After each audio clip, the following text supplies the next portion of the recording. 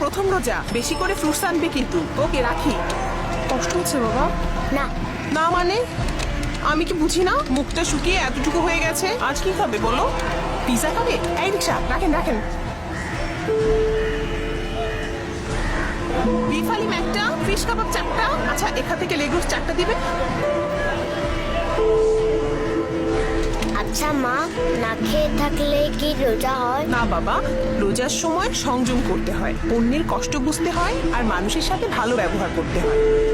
আরে এত আস্তে চালালে তো ইফতার রাস্তায় করতে হবে, জোরে চালান। সারাদিন তো দাঁড়াই খাই, রিক্সা চালাইছি তো শরীরে বল পাই না।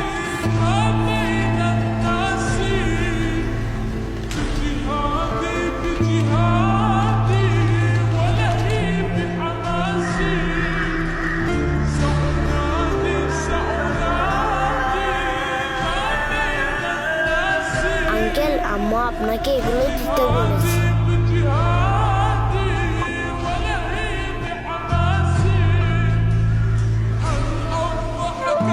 এই রমজানে সংযম ও সহমর্মিতা ছড়িয়ে পড়ুক আমাদের সবার মাঝে।